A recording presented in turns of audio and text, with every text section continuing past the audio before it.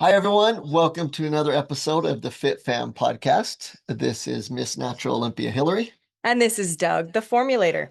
And boy, today I got chills for today. I'm so excited. No, you're like a kid before Christmas. So, this is another one of our special editions that Doug so cleverly came up with. What's up, Doc? And we have the coolest guest ever. And it's different. It's not like our normal MD docs or DC or NDs. We're talking a doctor, but PhD. And I got to tell you, before we introduce them, um, we have a lot of guests on the show, and some of them sometimes are clients, sometimes they're some of the top doctors in the world that are with us and the formulating or speaking on stage, training the doctors. But this person is one of those that's we're blessed to have as a client, but it's so much more than that. He's a mentor to us, a friend to us. Like it's just this thing that's so much larger than one aspect of what we normally deal with people. And it's an honor to be able to call him friend. And we're talking about the great Dr. Ben Hardy, who is an organizational psychologist and author of some many books, some that have completely transformed our lives. But I know he's the world's leading expert on the application of future self and that science, and just transforming so many people, businesses. Yeah. It just isn't about individuals. I've seen complete businesses completely paradigm shift and make changes with huge growth, whether it be clinics, whether it be more businesses out in the normal sector, things like that. Mhm. But we've experienced it. And one of the great things about Dr. Hardy is he is committed to his health, to his family, to his faith. And that resonates so deeply with us. I think that's one of the great things that we love about him. And I know your life was changed even recently from one of his books. Yeah, so I think it was last year. What's interesting is that it was right around this time. Oh, it's true. And I was on the treadmill doing my normal hit routine, listening to Who Not How. And in like just a few minutes as I was running, I had this consultation with this coach for just some posing. And I was just trying to improve my posing. But I came across, I think he gave the quote, when the student is ready, the teacher will appear. And it was just this crazy moment of, I have to find a new coach because if I don't, I'm always going to be throwing things back on you. Like, no, it was your plan and it didn't work. Or, I needed you as a husband and not a coach at this time. And so I was always giving these excuses to why I wasn't living up to my goals. And so, anyways, when I got on the call with her, I asked her to be my coach. Things changed dramatically and it was huge. So, Who Not How is my favorite book. Doug's favorite book, I think, is Be Your Future Self Now.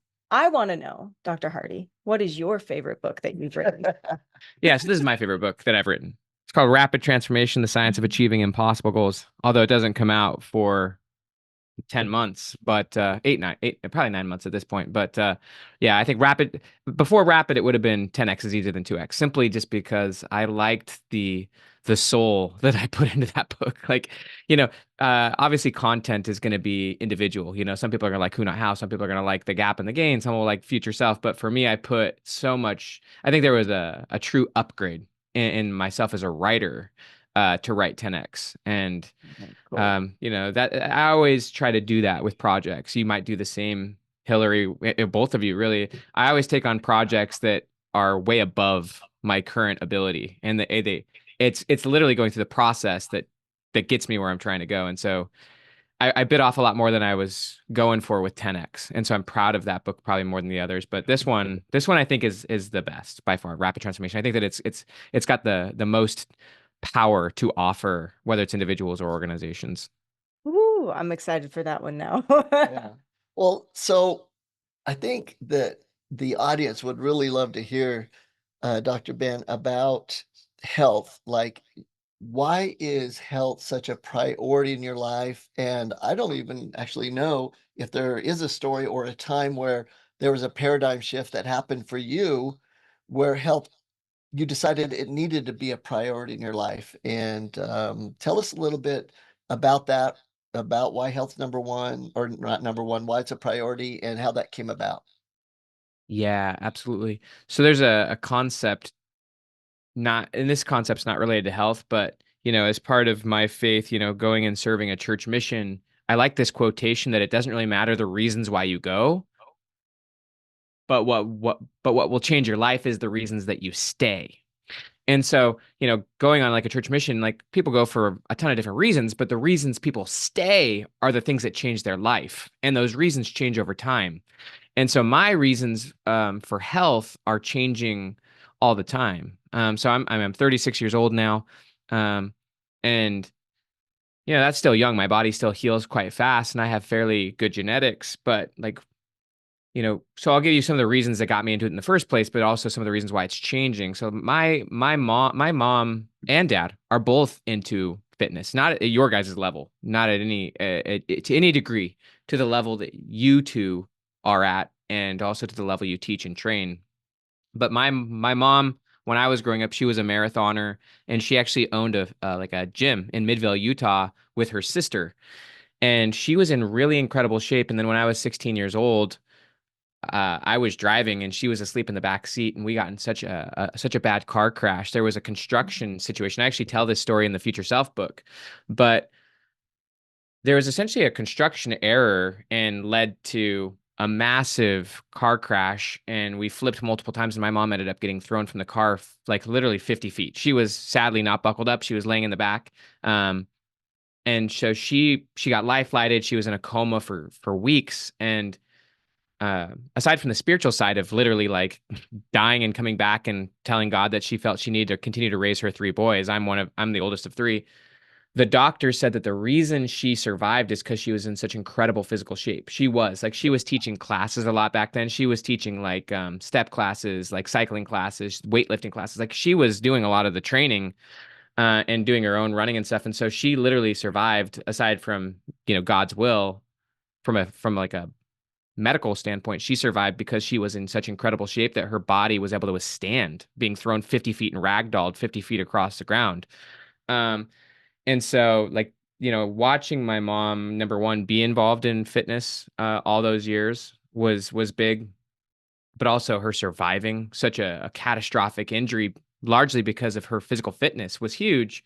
My dad still goes to the gym a lot. So my dad's 65th birthday was actually 3 days ago, and he still goes to the gym all the time. He still sends me pictures of himself flexing. He's got great Favorite. it's funny, right? He's got great cognitive ability. I used to go to the gym with him all the time back when I lived in Utah. Um, and so I guess kind of fast forwarding to my own experience, when I came home from that mission, I jumped straight into fitness.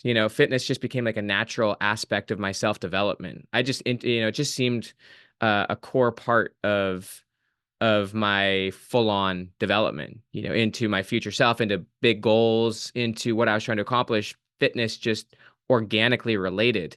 And I just felt to get in really good shape. And I actually did get in phenomenal shape. I think that reasons do change. Obviously I was single, wanted to get married to someone beautiful, but also, but then like once I got married and I was then getting into blogging and writing, it became a natural aspect of my writing routine. So I would wake up, the gym at Clemson University where I did my PhD. It opened at 5:30 a.m. And so I would wake up at 5, take, pre-workout, drink a bunch of water, and then park outside the Clemson gym, and I would journal for 15 minutes.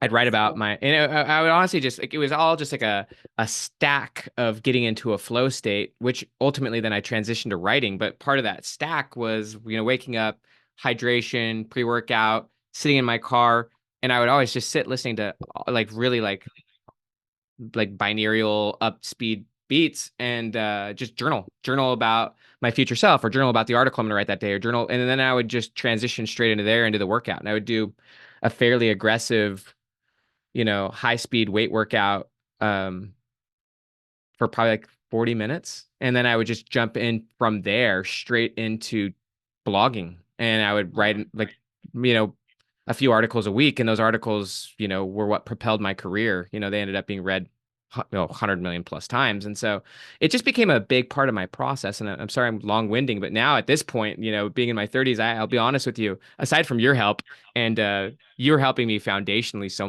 much, with like the blood work and proper nutrition.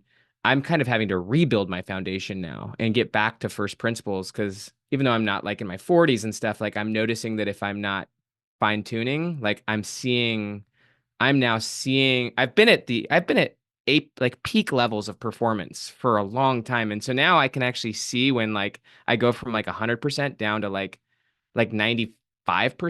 I feel like I'm Mhm. honestly and that's a chasm. Like me at 95% is massively different than me at closer to 100%. I can see the difference. Like it's devastating. Yeah, but it's devastating how performance can drop, even how fast it can drop. And so I don't think I'm anywhere near 95%. I feel like I'm probably like 75 or 80% of where I could be right now. And a lot of that's just self-inflicted. A lot of that's going from 0 to 7 kids. Who knows? But Yeah. now but now I know what it feels like to not be at peak. I've seen the consequences of that. And so now I'm really committed to getting back to a higher level, but with more maturity. I like that a lot. That is great. And it's interesting because most people that we work with and, the doctors, patients around the nation, they've never been at that peak. The majority of them have never been at what the body's capable of. And so it's a little bit tougher to get them to understand that what's possible and to kick it in, to go for it, to be able to, make that Yeah. jump. I think the way Dr. Ben was just explaining it about when he's not at 100 out of fields. I see that all the time, even in our relationship. Hilary doesn't feel as good overall versus when, she's in it 100%. Yeah, what's that saying? It's almost easier to live 100% than it is at the Then 98. 98%. Yeah. Oh, it is easier. Yeah. And I've never been at the peak fitness level of you guys, but like my fitness was fantastic. Like I could go out and run a half marathon quite easy. And like I could do a workout and run in the same day. I mean, I could do anything I wanted. A lot of that was just being young, and a lot of it was good fitness. But I just felt like I was at a peak level generally. Like I Yeah. just felt like with the work I was doing was hitting on all cylinders. And now it's just amazing how holistic it is, and how, if the health is not where it could be, how much that disintegrates everything else. And I've now felt it, and it sucks. Yeah. Yeah. But Yeah. it makes me want to get back there and do it with more maturity. Yeah. I love that. And especially with the concept of your family dynamic being so large and with 7 kids and just I feel like just everything it takes to raise 7 children. I mean, physical stamina, of course, but the emotional and woo, that's an amazing feat, huh? Yeah, it's fun. I mean, my wife obviously I would say carries so much of the brunt of that. But yeah, I definitely I definitely want to have great energy. So like when I go home from work, like I have the energy to not just go home and crash, you know? I think Yeah. I've been in those phases before, and it's interesting when you just have like a great workout. You drink a bunch of water and are hydrated. Maybe, do some of the things Doug has taught me, like almonds and blueberries and avocados. Like if I could just do those things more consistently, I've felt when I go home and I'm like, I feel great. Like it does. I can give the energy Yeah. to the core sides of my life. I try not to have too many sides of my life, but I try to have a few areas that I can achieve impossible things in, or seemingly impossible things in. Family being one, work being one, faith and fitness being, like that self side. So it's just like, yeah, I felt what it feels like to go home and like be able to give incredible energy and love to my kids, and I've felt what it feels like to go home and just like crash. And you know Yeah. that's that's not cool. So Yeah. yeah, it's super important. Absolutely. So we use the acronym, as you know, FITNESS in everything that we do to try to help people understand the holistic aspect of health and the focused intense thought, the FIT of fitness. We always tell people it's in that order on purpose, that the mindset is absolutely most important thing, above nutrition, above exercise, above supplementation, to go through the complete acronym. But what advice would you give to people that are, hearing from us and, everyone around in our space, like health should be, your number one priority, or at least one of the top priorities in your life? What advice from an organizational psychologist could you give to help people feel that health really should be a priority? I mean, it's gonna. I mean, there's nothing I can say that you guys couldn't say better. But definitely, I mean, obviously, I think it's insanely well established. Just the link between the mind and the body. Even the body and ability to imagine and strategize. One of the big components, which you and I have already brought up with, which is the relationship we have with our own future self. Um, I feel like if you're not in a good physical place, you're probably not going to be imagining a powerful future self. And that's going to very much limit the decisions you can make here and now. And so obviously we all want to imagine a future self that's beyond where we're at. And one of the biases that people have is they take their present self and use that as the basis for the future self they imagine. The more powerful approach, which is more in alignment with like what Viktor Frankl taught in Man's Search for Meaning, is, but more modern research kind of cleans it up or like spells it out more properly, is you don't want to put limits on your future self. Um, you certainly don't want to use your present self as the base for who your future self could be. Instead, you do want to have impossible goals. And so I just feel like it's all connected. And when you're really in great shape and you're moving your body, and you're not clogged up, whether it be with bad nutrition, bad sleep, it's just amazing how much higher functioning your imagination can be, your creativity can be, your confidence can be. So I really look at it more on the performance side, but also on just what are you going to accomplish with your life? I mean, I want to Yeah. accomplish massive, beautiful things, but I also want to be there. I want to be there with my wife and kids. And I'm just now seeing how diminished health is going to limit what I can be and do and have in my life. So yeah, I mean, also a believer in who, not how, as you know. And so, I mean, I consider you guys the who's. One of the reasons why I was so drawn to you personally, before I got to know Hilary, I didn't even know that side. I didn't even know had this just like super high performance fitness wife. But the thing that drew me to you, Doug, was number one, I was obviously referred to you by, a very high profile friend, and, you work with him. But there was a few massive strengths that I immediately saw in working with you. And I really do believe in who, not how. Like even with our house right now, we're remodeling this house, and the level of amazing like quality design and just beauty that's becoming our house could never have been done without this who that we hired. Like we couldn't have done it on our own. We couldn't have imagined some of the design elements. And like I just believe that who's can make the impossible possible. And so the things that really connected me to you, and I also loved your story, by the way, Hilary. Like I do think it's a massive level of maturity when you take ownership of your who, you take ownership of the process, and but Yeah. yeah, just to kind of finish up, I think that what I loved about Doug initially, before I even knew the whole system was, first off, your age to me was a massive pro, not a con. Like you're in such incredible physical shape, both of you. Like, and like age isn't a thing, but I think it's more powerful to be in incredible shape as you age versus someone in their 30s. Like to me, that's a higher bar. Like to me, that's more impressive.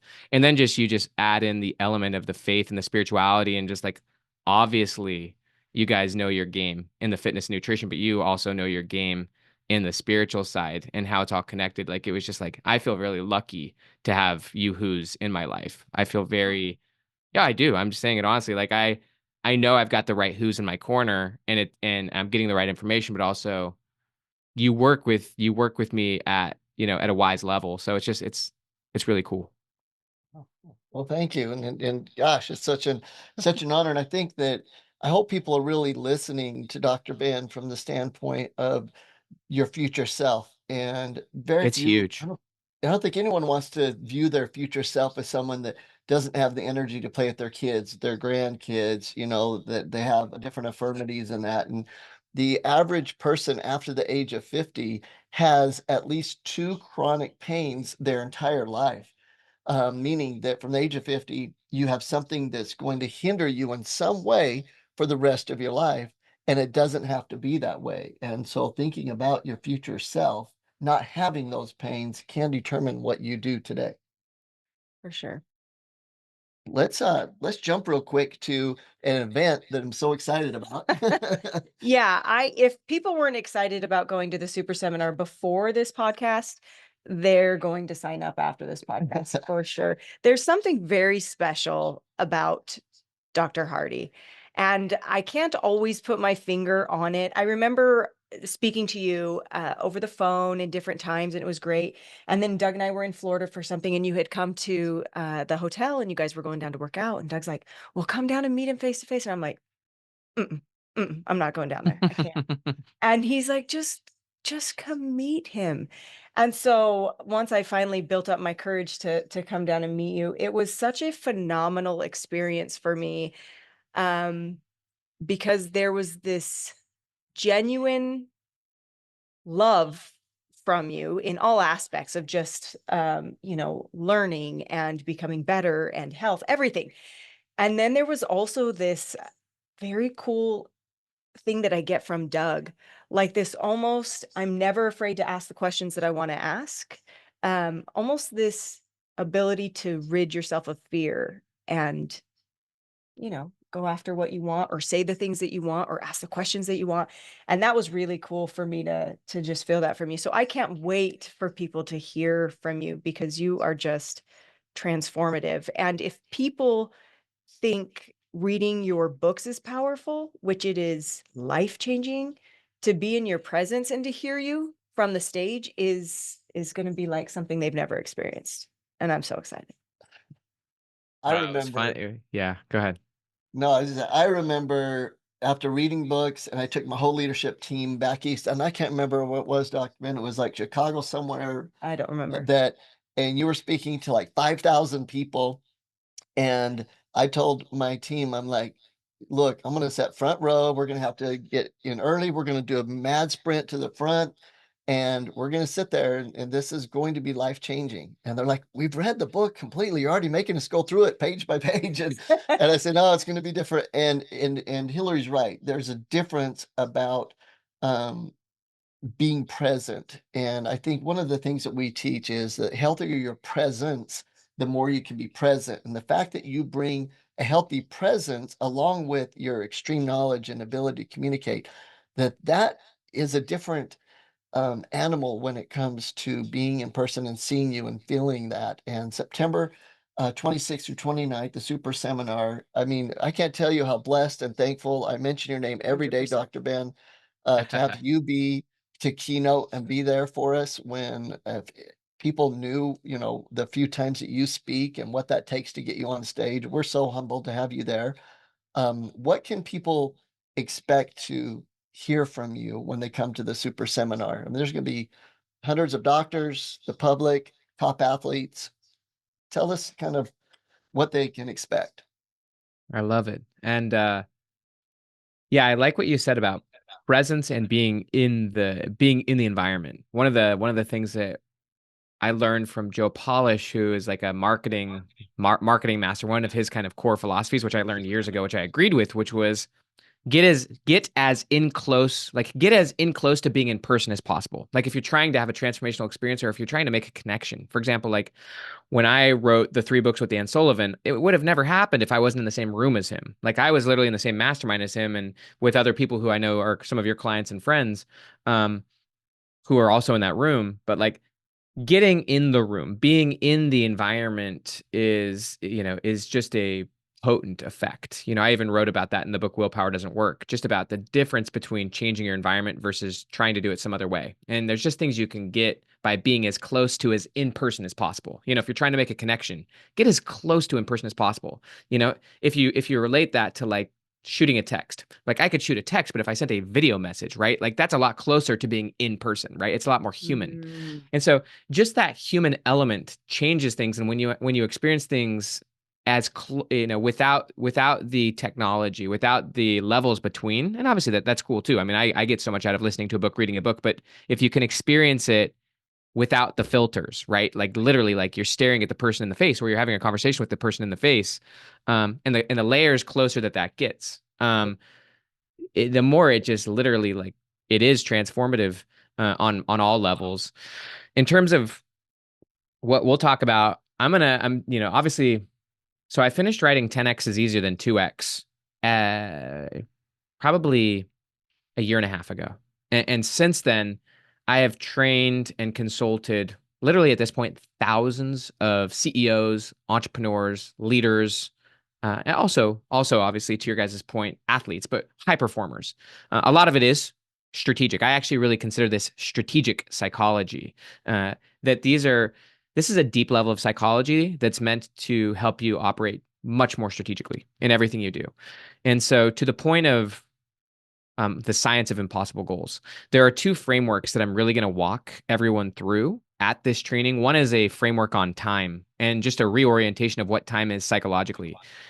Psychologically, time is not the same as how we think about it. The past, present, and future are not separate entities in psychology. In psychology, who I am right now, even me talking to you and filtering this conversation, is based on my memories. I couldn't know what fitness is without some memory about fitness, right? And so I have all sorts of memories and knowledge that's shaping how I'm having this conversation, but I also have goals in my future that are shaping how I'm filtering and framing this conversation. And so our whole experience in the present is based largely on how we frame our past and our future, and getting really good at that. And to the point of even 10x goals, right? 10x goals in that book, we explain the difference between 10x and 2x, that a 2x future is based on the present. It's taking the present and using that to create the future. Whereas a 10x future, or what I'll call impossible goals, you take a future that's so different and you use that future as the basis for the decisions you make now. It really takes your life in a nonlinear and a very powerful direction. And the first step of that direction is eliminating almost everything you're now doing, because most of what all of us are now doing fits in the category of what Elon Musk would say, optimizing things that shouldn't exist. And so what's really powerful, for example, Buckminster Fuller, who was one of the most innovative thinkers, of the last 100 years, he said, to change things, you don't fight against the existing reality. Instead, you have to create a new model that makes the existing one obsolete.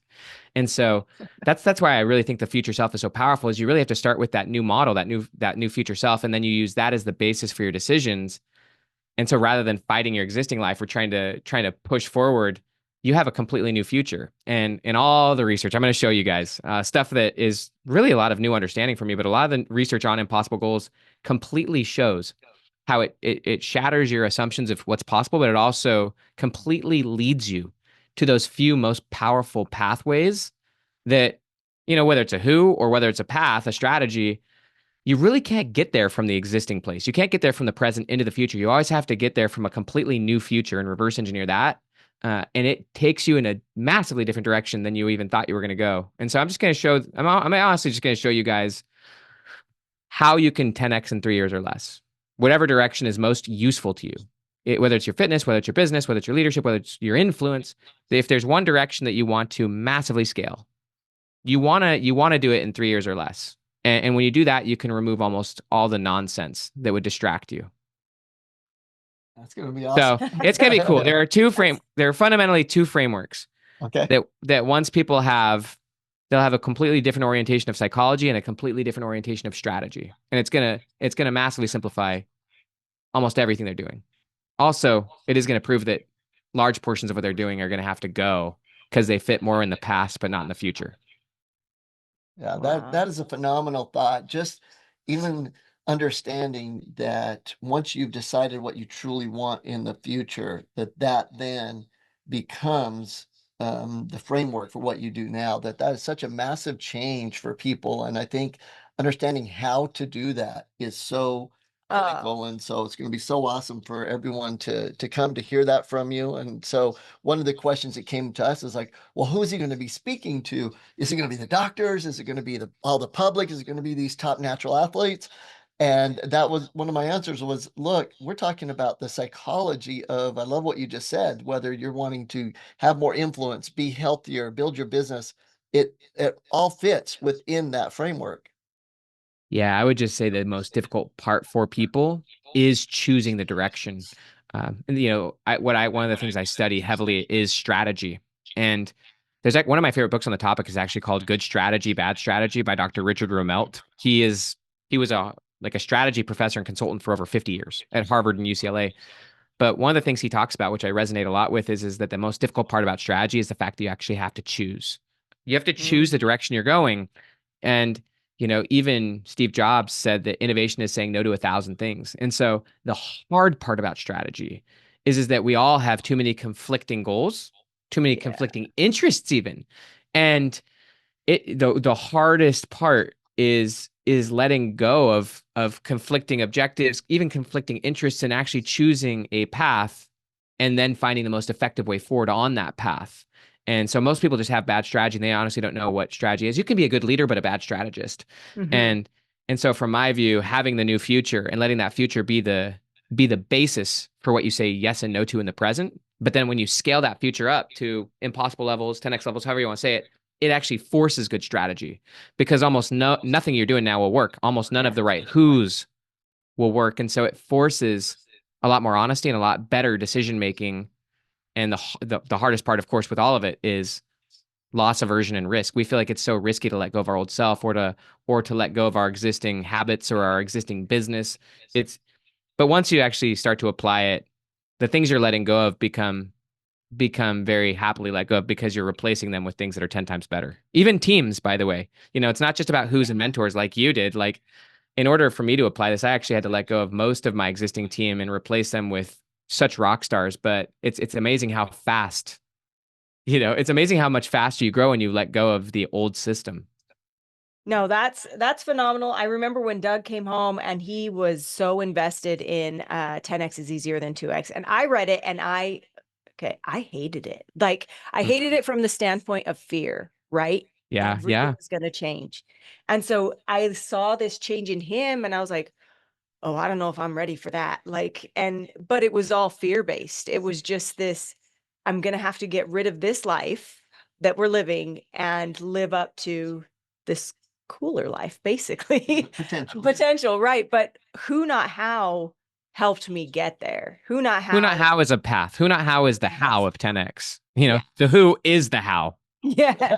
Yeah. So anyway, so I just wanted to add that like now 10x is easier than 2x feels a little bit better in the soul, but it took who not how before I could make that shift. Yeah. Yeah. I love that. And so, I think that one thing I wanted to share, and I hope it's okay, is because of our profession, we deal with a lot of great thought leaders, a lot of doctors, a lot of people in the field. And sometimes I get a little depressed. It was like when I was in the MBA, I wish I wouldn't have met some of the people I met and worked with. I'd rather keep them at this, on this pedestal. And I just want everyone to know that it's a different ballgame with Dr. Ben because I've seen in the last year him apply the 10x is easier than 2x principles in his life and him actually living at the core of stripping everything away and rebuilding exactly like he teaches others to do.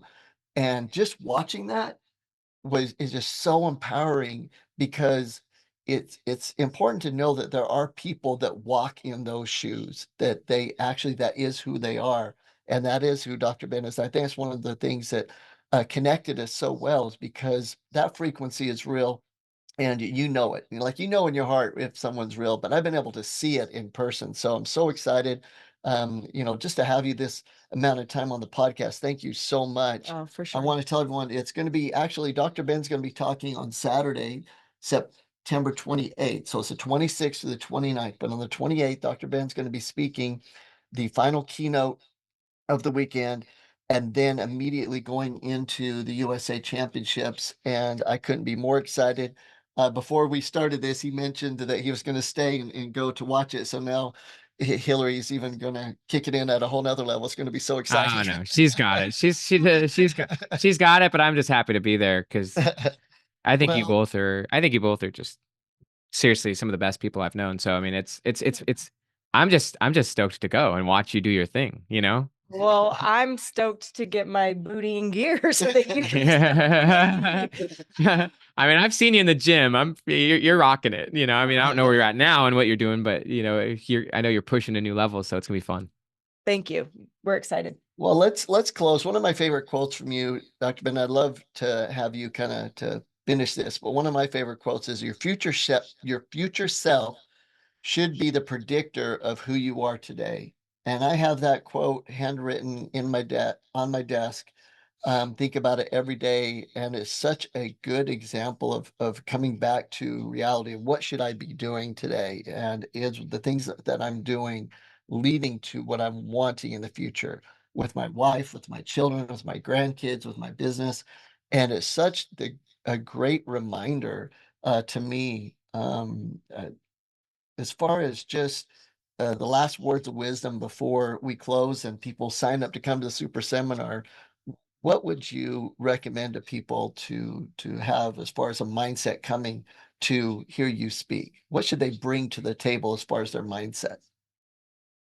Yeah, so I would say a few pieces. One is to the idea that our view of our own future self is going to heavily impact how we're being in the present is crucial. But to the point of all the research that discusses the cognitive bias, most people don't spend much time imagining their future self. And whatever future self they imagine, it's typically someone that's very similar to their present self. And so there's not a very empowering future self that's shaping our choices here and now. And the research is very clear that if you get connected to your future self, and also if you appreciate that your future self could be someone far, far, far beyond your current self, whether it be in knowledge, experience, uh, education, performance, whatever it is, as you tap into the identity of your future self, but also the perspective and the priority of your future self. One of the stories that I shared in that book, which impacted a lot of people, was just thinking about my own kids, to the idea of me coming home from work. How would my future self, who's 20 years older than me, and now all of my little kids are now adults, to my future self 20 years into the future, all my kids are adults now and out of the house. And so how would that version of me, say 20 years into the future, what would that version of me give to just come back to one day of my life right now and just play with my little kids when they're little, right? And just using that model of how would my future self approach this conversation, right? How would my future self, get petty and upset, at my wife for this little thing, or would they see it from a higher perspective? And so, the view of your future self can really help you identify the important from the urgent, because from their view, they just have a much more mature perspective. They also have a perspective of the consequences of actions, because your future self will be the consequences of your actions. Yeah. But then to the idea of connecting that with the new model, the new reality, impossible goals, and also just the truth that your future self can be wildly different than you think, and using a seemingly impossible future self to orient your strategy in the present. That's when you can really open up. In psychology, we call it selective attention. Whatever you see, you create more of. And even Covey said that you could spend years hacking at the branches of behavior and make almost no progress until you start working on the core of your fundamental paradigm. And so this is why I brought up the idea that your future should be the model that you're using as your frame for your choices. That's our frame. Our frame determines what we see, and then that shapes what I call your floor, which is kind of the quality of what you say yes and no to. And so I would just invite people. Maybe I think in the past we've all had phases where we've allowed ourselves to imagine a seemingly impossible future self. But the thing that excites me the most is when you actually allow yourself to play with that, and then you use that model to start to dictate your decisions in the present. Once you start, and I did that, by the way, when I was a graduate student at Clemson. I really wanted to become a professional author, and I wanted a six-figure book deal with one of the major publishers. And I wanted to do that before I finished my PhD. And after having talked to all professional authors and agents, like they all confirmed to me that was 20 years away, like 10 to 20 years away to get such a book deal, because unless you're like a celebrity or something like that, like you're probably not going to get a six-figure book deal. Those are like the 1% of book deals that they offer. But I just used that future self of me doing that as the filter for everything I did, or the floor, and most of when the floor is that high, you say no to most things. But by actually just going all in on that very select strategy, I mean, I was able to do it in a year and a half, get a multiple six-figure book deal for what became Willpower Doesn't Work. And so I just invite the listener to go back to the idea of imagination. Albert Einstein even said imagination is more important than knowledge, and really allowing you to connect with a future self that is in a massively different place. Could be physically, it could be spiritually, it could be in some form of influence, or in some form of whatever, however you want it to be. It could be even just imagining, you having a much better relationship with your spouse. Again, whatever it is, if you don't have that vision, and even if you start to lose hope, Viktor Frankl spelled it out very clearly. If you lack that hope in the future, then your present loses all meaning, and so does the motivation, and so does everything else in the present. So psychologically, you can't disconnect the present from the past or the future. To try to do so is just not, it's not powerful, but it's also it's not useful. And so final invitation is just your future self really cares, but an impossible future self will invite you to do and invite you to places that can start to open up the pathways to getting there. And so that's the invitation I give is allow yourself to start thinking about the impossible. I'm going to actually show you the frameworks for how you can do it. Oh, I have awesome. chills. I'm so excited. Well, thank you so much, Dr. Ben. Gosh, if you haven't already, click on the link, sign up, come here, Dr. Ben. We will be front row, and it's a highlight along with Hilary competing that weekend. And we have a whole list of phenomenal speakers, but that's definitely going to be, you know, the icing on the cake. So as always, this is Miss Natural Olympia Hilary. And this is Doug the Formulator. Thanks so much, Dr. Ben. You guys are awesome. Looking forward to being with you in Vegas. So excited.